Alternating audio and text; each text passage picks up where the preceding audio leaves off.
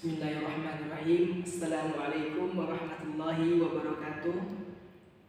Alhamdulillahirabbil alamin wa bihi nasta'in wa ala umuri dunya waddin. Wassalatu wassalamu ala asyrafil anbiya'i wal mursalin sayyidina wa maulana Muhammadin sallallahu alaihi wasallam, amma ba'du. Baik, di sini saya akan mempresentasikan untuk memenuhi tugas ujian akhir semester saya yang berjudulkan Islam di masa Khulafaur Rasyidin. Akan tetapi di sini akan memfokuskan pada pembahasan Islam pada Khalifah Utsman bin Affan. Baik, langsung saja. Yang pertama yaitu pengertian Khulafaur Rasyidin. Pasca wafatnya Rasulullah Shallallahu Alaihi Wasallam, status sebagai Rasul Allah tidak dapat digantikan oleh siapapun. Akan tetapi kepemimpinan pemerintahan Islam harus ada yang meneruskan demi keberlangsungan hidup manusia.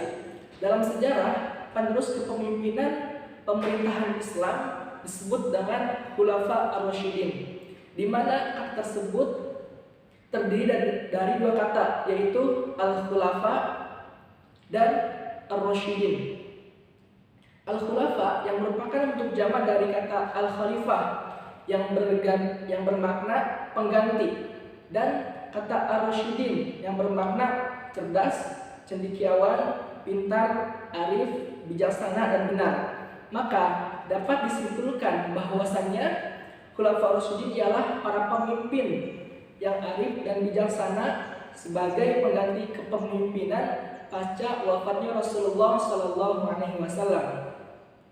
Khulafaur Rasyidin merupakan masa awal kekhalifahan Islam pasca wafatnya Rasulullah Shallallahu Alaihi Wasallam yang terdiri dari 4 sahabat Rasulullah Shallallahu Alaihi Wasallam, yaitu yang pertama Abu Bakar As-Siddiq sebagai khalifah pertama, Umar bin Khattab sebagai khalifah kedua, Utsman bin Affan sebagai khalifah ketiga, dan yang terakhir yaitu Ali bin Abi Thalib. Nah, adapun Islam pada masa Khalifah Utsman bin Affan, yang pertama itu Utsman bin Affan memiliki nama lengkapnya yaitu Utsman bin Affan bin Abdul As bin Umayyah bin Abdul Syam bin Abdul Manaf. Beliau lahir di kota Mekah pada tahun ke-6 dari tahun Gajah atau pada tahun 576 Masehi, dan beliau wafat pada tanggal tepatnya 17 Juni tahun 656 Masehi, bertepatan di usia yang ke-80 tahun. Adapun masa pemerintahan Utsman bin Affan sebagai khalifah ketiga dalam kekhalifahan Islam, ada beberapa hal mengenai kebudayaan pada masa beliau ini, yaitu diantaranya yang pertama dalam bidang politik. Adapun politik dalam negeri, lembaga pemerintahan dalam negeri pada masa Utsman bin Affan terbagi menjadi berbagai bagian. Antara lain yang pertama pembantu atau wazir atau muawin. Wazir atau muawin adalah pembantu yang diangkat oleh khalifah agar membantu tugas-tugas serta tanggung jawab kekhalifahan Islam. Yang kedua yaitu pemerintahan daerah. Awal pemerintahan Khalifah Utsman bin Affan, para pemimpin daerah yang telah diangkat oleh Umar bin Khattab telah menyebar ke berbagai negara dan kota Islam. Utsman bin Affan menetapkan kekuasaan para gubernur sebelumnya yang sudah diangkat oleh Umar bin Khattab. Masa para gubernur ini untuk memerintah lagi yaitu selama 1 tahun penuh. Kebijakan ini adalah kebijakan dari Umar bin Khattab yang menyuruh untuk menetapkan pemimpin daerah masa Umar bin Khattab selama 1 tahun.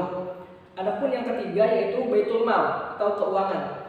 Baitul Mal adalah tempat yang mengatur masalah keuangan. Bentuk peran Baitul Mal ini mengurusi semua masalah keuangan negara. Adapun yang keempat yaitu militer. Utsman bin Affan memiliki tokoh-tokoh yang mampu memimpin kekuatan Islam seperti Al-Wahid, Abu Musa al-Asy'ari, dan Sa'id bin al-As. Yang berikutnya yaitu yang kelima, Majlis Syuro. Majlis Syuro adalah orang-orang yang mewakili kaum muslimin dalam menyampaikan pendapat sebagai bahan pertimbangan khalifah.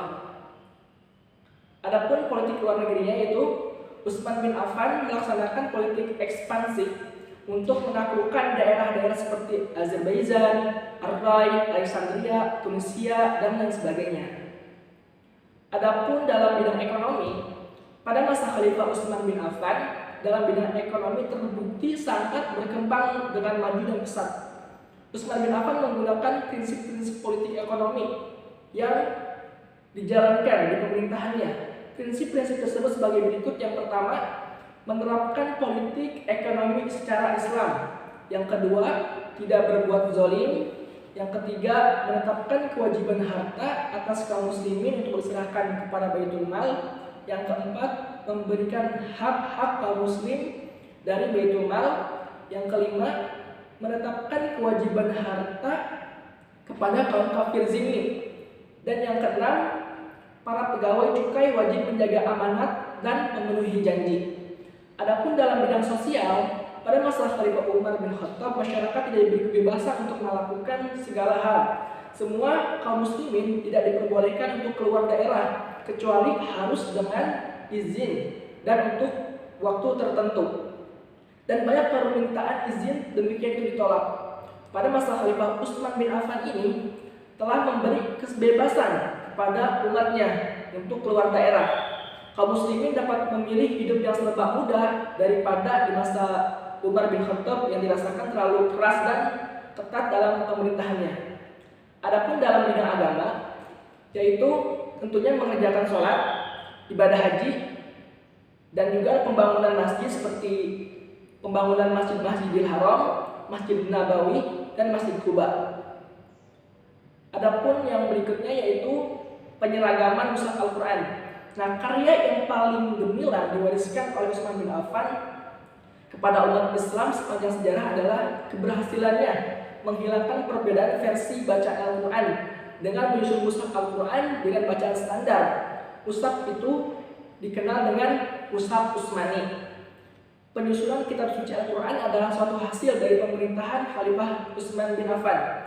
Tujuan penyusunan kitab suci Al-Quran ini untuk mengakhiri perbedaan-perbedaan serius dalam bacaan Al-Quran. Utsman bin Affan juga menginginkan saling bersatunya umat Islam dalam satu bacaan. Yang berikutnya yaitu penyebaran agama Islam. Nah, penyebaran agama Islam ini pada Khalifah Utsman bin Affan salah satunya dilakukan dengan cara ekspedisi-ekspedisi ke wilayah yang menjadi jajahan Islam. Ekspedisi yang dilakukan bukan hanya untuk menaklukkan daerah saja, tetapi juga untuk menyebarkan agama Islam. Mungkin itu saja dari saya, kurang lebihnya mohon maaf.